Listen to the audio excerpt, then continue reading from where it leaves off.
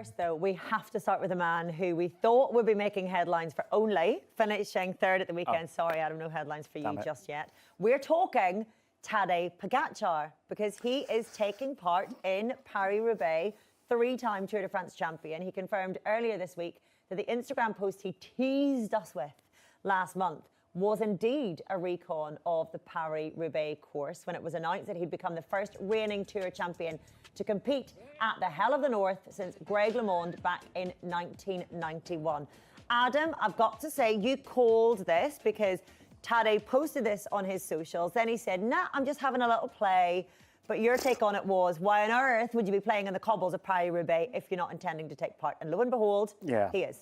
Look, Tadej Pogacar is as good as he is because he spends every single day on his bike or off it or something around it. So every day is focused on getting better each day on the bike. He isn't going to waste time going to Belgium, riding across cobbles, risking crashing on cobbles in training when it's slightly wet.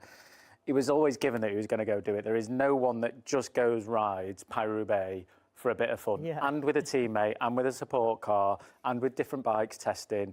It was just like the obvious thing that was going to happen. And now it is, we can all get excited about it, which I'm looking forward to. I think the last time we saw him was 2021 on the cobbles, or 22. Tour de France racing on the cobbles is very different to a one-day race. You've got GC riders to look after, whereas in a classic, it's not every man for himself, but it's a lot more aggressive. It's a lot more angrier race than that. So I can imagine it to be... Risky as well. I mean, yeah, but like everything's risky. Flying down a hill, doing Flanders is risky. Every race is so risky. Every time they put a leg over the bike, sorry. This is a little bit more risky in terms of if it's wet and the chances of crashing. But flipping heck, you go into a bunch sprint in a Tour de France, that's just as risky as riding Paris-Roubaix. And let's face it, if he's riding, after the third section, I can imagine there only to be probably 40 guys left, which makes it quite safe for the riders within it then. So, yes, risky, yes, different, but I've been saying this for a few weeks now. Is Tadej Pogacar more of a classics rider than he is a Tour de France rider? Because he's won more classics than he has Tour de France's and Grand Tours. I don't know, but I'm so excited to doing it. I think throwing him in the mix with all the other favourites just adds not another rider, it adds a Tadej Pogacar into it, which everyone knows how good he is. So it's really exciting for the race. It's really exciting for us watching. It is going to shape the dynamics of the race. However, what do we think of him doing it whenever he does have the Tour de France title to defend? I love that he's not playing it safe. But how big a risk is it for him? We don't know what the weather is going to be like. We don't know whether it's going to be wet, windy even. Obviously, as you say, there's always a risk with bike racing. But Paris-Roubaix, of all the classics, is a risky one to undertake. It is, but he's won the Tour. He's never done Roubaix. He's a man that wants to win everything, and this is part of his list. So, I don't know, what would you rather see? Tadej Pogacar do Paris-Roubaix or Tadej Pogacar do the Tour? No, 100% Paris-Roubaix, 100% selfishly. Yeah, but I think that's him as well, you know. He'd probably rather win that than maybe the Tour de France. He's done that already. He's doing the Vuelta after it. So for me, it's kind of a, yes, it is risky, but at the same time, it's on his tick list of things to do. He's in the form of his life in the last couple of years, and this might be the peak. So he might need to do it now before things start to, not go downhill, but riders start to catch him up, things get harder. So, yeah, I don't blame him for doing it. If I was him, I'd be like, look, there's a high chance I can win it.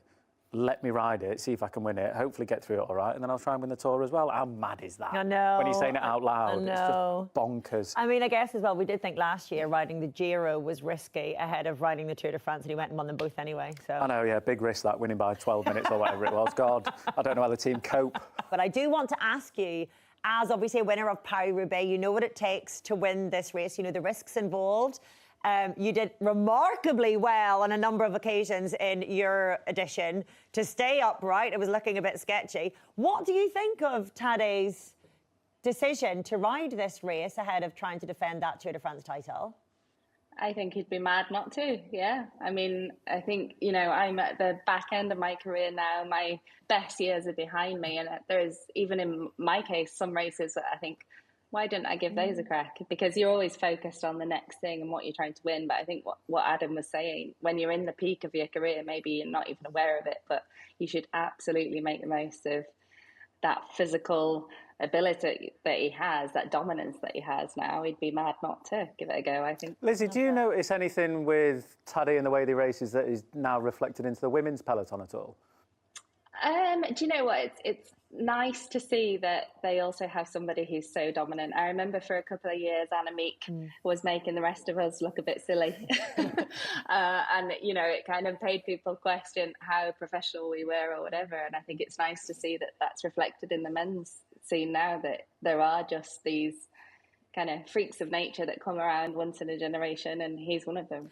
I love how you flip that around, Lizzie. That's exactly why I love you. I love your voice in this sport. Stay with us, please, because we'd love to get your thoughts on Milan San Remo Donna, of course, a race that was eventually won by Lorena Wiebes in a sprint, and a result that on the face of it wasn't exactly a shock, though it did seem to surprise at least one of the favourites. It was fast, it was hard, but not hard enough. It was just overall really fast, really stressful, but then on the climbs, it was not fast enough for all the climbers. What's the big lesson you take from today's race? That is really, really fast, that you can almost not prepare for that. It's just like this and it's over. It's really crazy. Not fast enough for all the climbers, Lizzie. What do you make of that? Oh, well, it was fast enough for me. Yeah, I mean, I was actually surprised that FCJ didn't take it on. I was surprised that the group was as big as it was. I mean, their chance to me was to go even harder on Coppa Berta before Cipressa, because as soon as you get onto the Cipressa, traffic actually plays an important role in it. And I think unless you've got a dominant team who are all full gas into it, she's right, it's not hard enough for Demi. So. What did you make of the first Milan San Remo in the Women's World Tour, and how important or otherwise it is to have that race? It was good to see it back, that's for sure. It's crazy to think that, it did exist, and in 2005 it went away. So really pleased that it's back on the calendar and we have another monument to fight for. And it was a really cool race. It was really different to be in it compared to watching it as a spectator. You kind of think it's a bit more of a procession and that everyone just waits until the Cipressa, but actually there's so much road furniture along the coast. There's so many twists and turns that it is fast. And if you're badly positioned, you're sprinting out of every roundabout, out of every corner. And I didn't appreciate that until I was actually in the peloton. Lizzie, you're a rider that's very tactically aware. And looking at Demi and listening to her, what she said in that interview, saying it wasn't fast enough or hard enough for the sprinters. Do you think the climbers, obviously the sprinters were chuffed to bits, the climbers, do you think if you were in that situation with Demi's legs, she should have gone on the attack on the Poggio at least, even after it was, I'm going to say easy, it wasn't easy for her at all, but do you think she missed a trick? Yeah, it's an interesting tactic. I mean, they went with a full climber squad. So Ali Wallison, their sprinter, who would have been capable to finish in a group with Wiebes, I think, on one of her best days. They didn't put her in the team. They went with a full climbers team. So I was surprised that they didn't fully commit. And yeah, Demi should have, in my opinion, just gone, on the Cipressa even.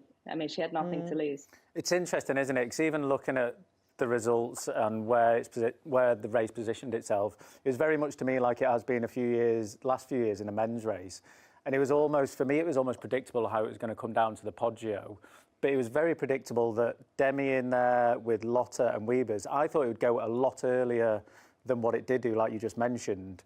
What was your team tactics on the bus beforehand? What was your plan? What was being said there? We were all in for Bartzi. She just won Binder, which was a similar course. There was climbs and then a descent towards finish. So we were absolutely all in. My job was to deliver them to the Cipressa and then basically keep using people to keep getting Bartzi into position and not even worry about a lead out, because you can't lead out a sprinter anymore in that situation. So it was about keeping the speed as high and controlled as possible till the finish line, where she would hopefully sprint. And she tried, she stood up and sat straight back down. She just didn't have the legs anymore.